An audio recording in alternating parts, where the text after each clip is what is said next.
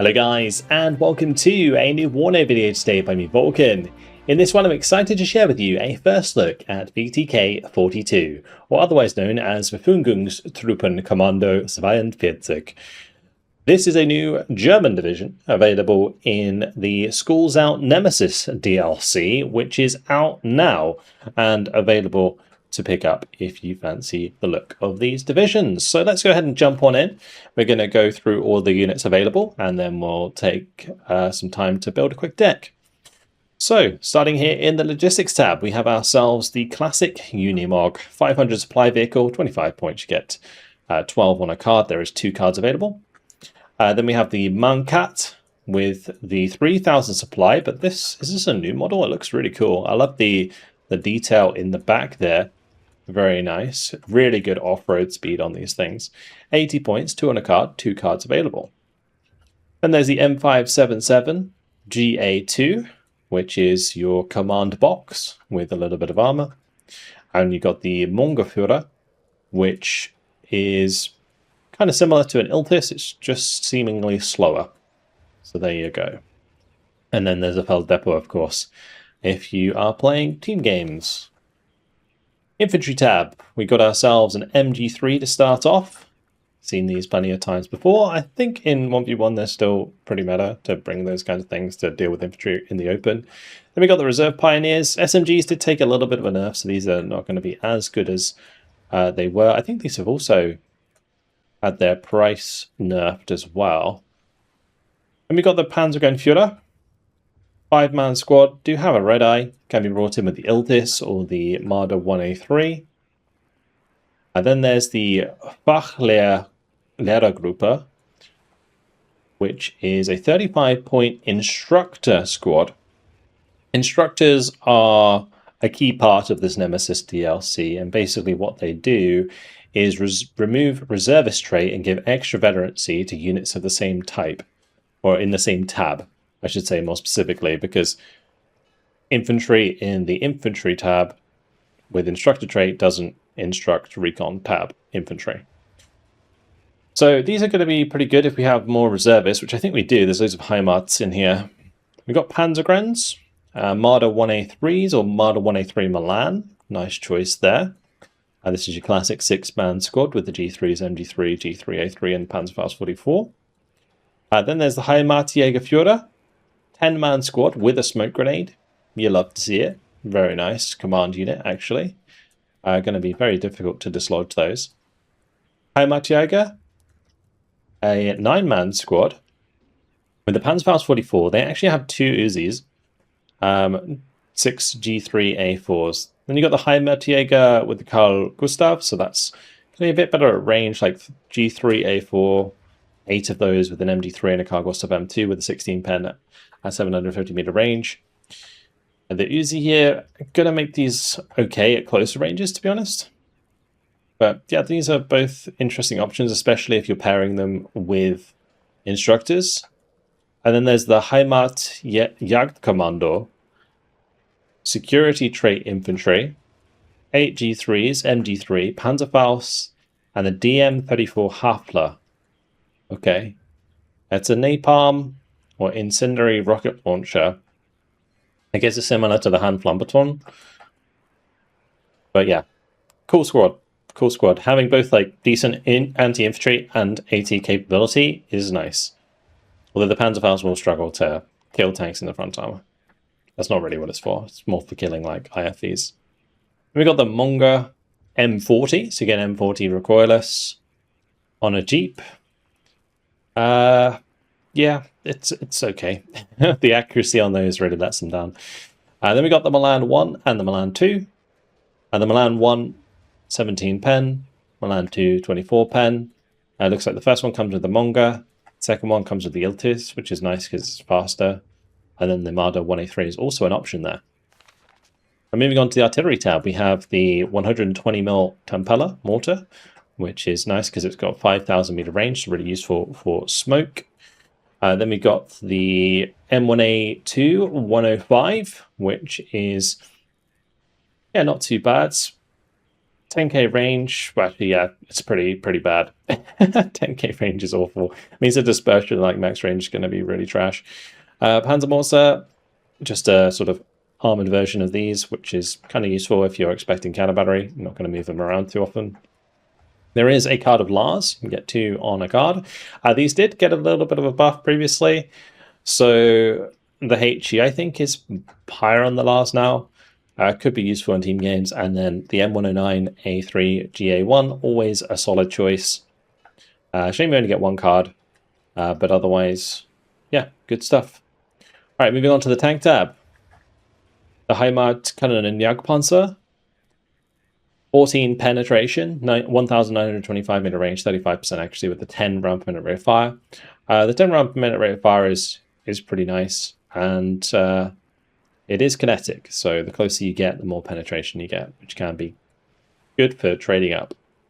Then you've got the Jaguar with the 22 penetration, 2,625 meter range, or the Jaguar 2 with the 25 penetration, which is much nicer, and you also get that extra 15% accuracy. So Jaguar 2, very solid HGM vehicle. I've really come to appreciate these due to playing with them in the campaign, actually.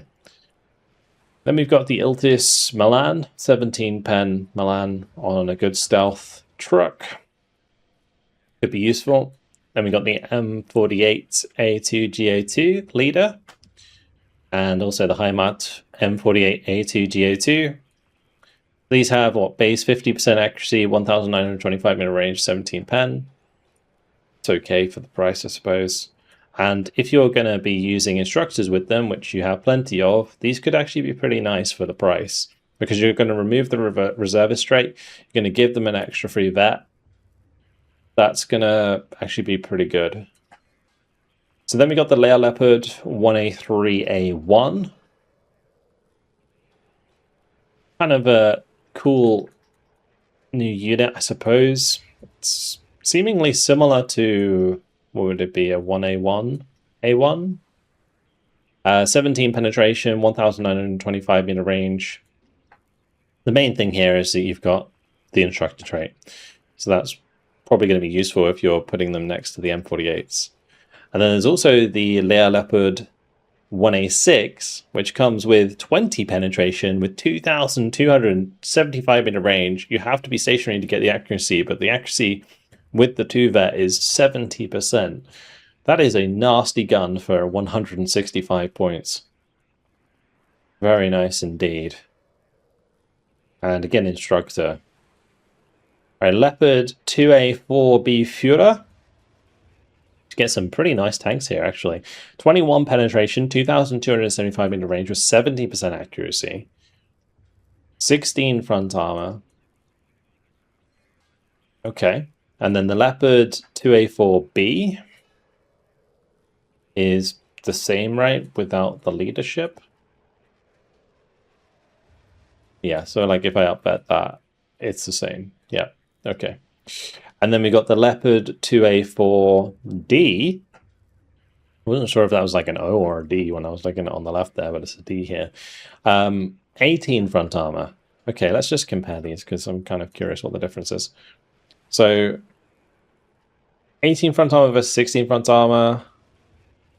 You do get an extra, what, 5% accuracy if they were the same vet. Yeah. So extra 5% accuracy and 2 front armor for 40 points. It's okay. I think, you know, efficiency-wise, it's like probably not worth the price, but in a team game, you're almost always going to bring it. So you're always going to bring your most expensive tanks. Just do it. It's the way to go. But you can get a lot of tanks in this division. That is crazy. Okay. A lot of good tanks, too. Looking forward to running someone over in the open with these. All right. Recon. Alouette. Not a big fan because it does get one tapped pretty easy by manpads, but cheap otherwise. Then there's the UH-1D, which gets very good optics. It's 6 health, which is nice. And it does have the SIGINT trait, which is kind of useful for keeping an eye on the flanks sometimes, particularly on like larger maps. Yeah, that could be kind of useful. Then we got the Rad Aufgabe Panzer 91-2. Is this like a weasel hull with a sort of radar on it? The counter battery radar. Okay, interesting. So we got an exceptional optics unit. Unfortunately, only mediocre stealth. I kind of wish I had good stealth. That'd be so cool if I had good stealth. But yeah, still exceptional optics. Can't complain. And counter battery radar can be really useful as well. Then we got Heimat Aufgabe. These have G3s, MD3s, and Panzerfaust 44. Very good optics. 9-man squad. Yep, fantastic. Aufgabe, standard 4-man squad recon with the Panzerfaust. Going to be useful at the start of the game for holding positions. What's the transport here? Is this the Unimog? Yeah, so you could use the Heimat Aufgabe at the start of the game to take places near roads, but the Aufgabe then it places off the roads to the sides because of the transports that they use. The Iltis are much faster off-road than the Unimog. And then we got the Lux A1 with the 20mm autocannon. And then there's also an Aufgabe Marder 1A3 with a Milan 2 on it. Okay. That could be useful, because like the 5 front armor is pretty good. That Milan 2 having its own very good optics means it's going to get some probably decent kills. Alright, let's move on to the AA. So we got the single 20mm and then the twin 20mm. Bear in mind, like the twin 20mm has like double the accuracy, so probably always want to use this version. Fliegerfaust. Yeah, standard manpad choice for the West Germans. 35% accuracy is really bad, so you probably want to upbed them. Then we got a BO 105 with stingers, but you're only getting 2 stingers. Seems risky because you're going to have to basically double up on these anytime you want to kill an enemy helicopter. Because the likelihood of you hitting both is actually kind of low, especially when you consider ECM in some cases. And then we got the Gepard, standard 85 point, useful for shooting down helicopters. And then we got the Ihawk, which is useful for shooting down aircraft. And it's certainly something you're going to want. Okay, Helitab, pretty simple. BO 105 with the Hot 1 and BO 105 with the Hot 2. Extra pen, always more preferable, especially with that extra 15% accuracy. Airtab, Alpha Jets. So we got Rocket Alpha Jet, we got a HE Alpha Jet, Cluster Alpha Jet.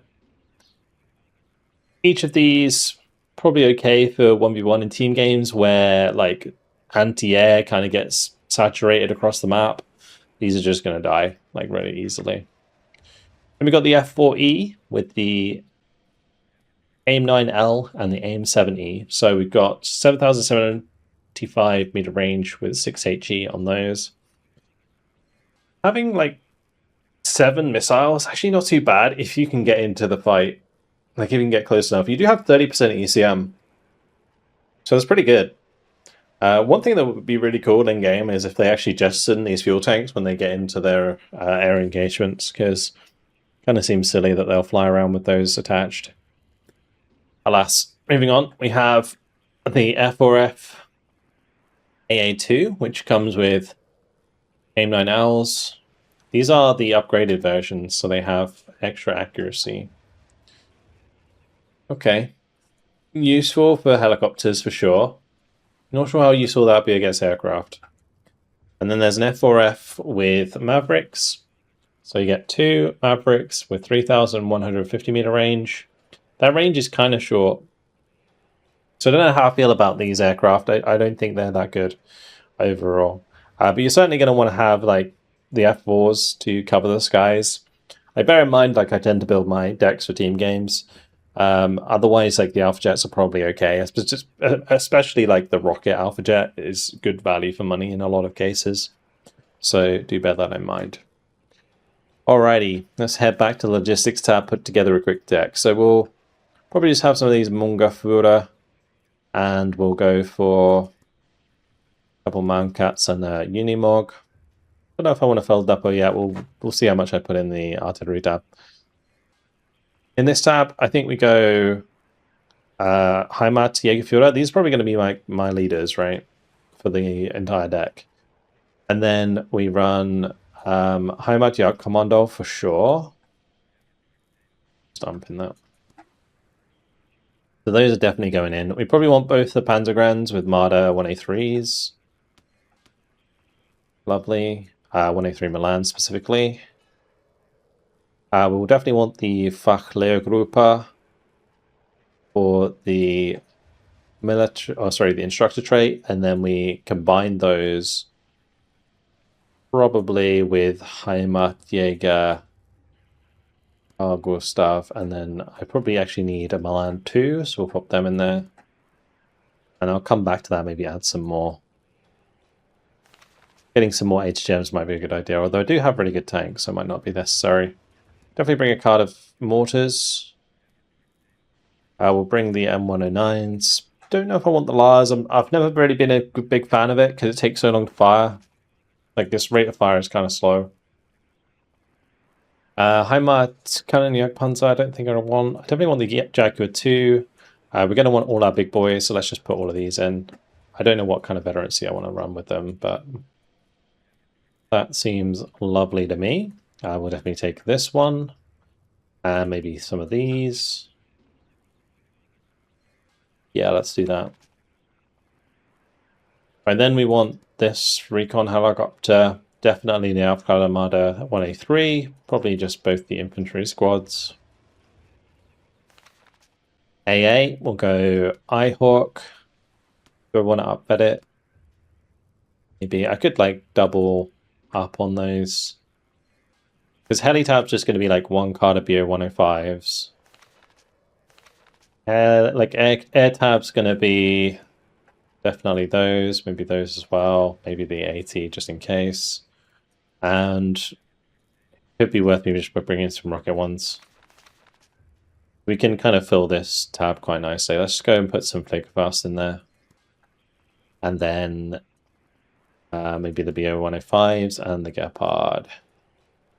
I might upbet the Gepards. Okay, I think that's fine. Yeah, not too bad. This deck is interesting. I think the main thing is going to be coming from playing with the leopards, like especially like this layer leopard. I don't know if I want to bring these as well. Could be fun to mix them in later on. But you get the leopard 2A4D, which with 18 front armor is really nice. Just bear in mind that you will get outranged by Soviet HGMs on their heaviest tanks, but if you can get close enough to start running them down, the sheer amount of leopards you can get here is actually quite substantial. And you can back yourself up with some pretty nice like recon in the form of the Marder 1A3. You've also got like the Marder 1A3 Milans for the infantry, so these are going to be really useful because the Marder 1A3 like just can tank a shot and also get its Milan on the enemy, which cohesion in tank battles is super important. So yeah, pretty cool. Pretty cool. Interesting division. Going to make good use of the instructor trait. So let's just see where that is here. So VTK, there it is. Overall, will be a decent division for both team games and probably for 1v1 as well, just because the way the instructor trait interacts with reservist troops makes them like really cost efficient. So cost efficiency is what really wins in 1v1, whereas in team games it's all about like the best units and what you can do with those best units. So yeah, cool. Let me know what you think of VTK 42. Thank you very much, guys, for watching. Hopefully you enjoyed it, and I'll see you next video. Goodbye.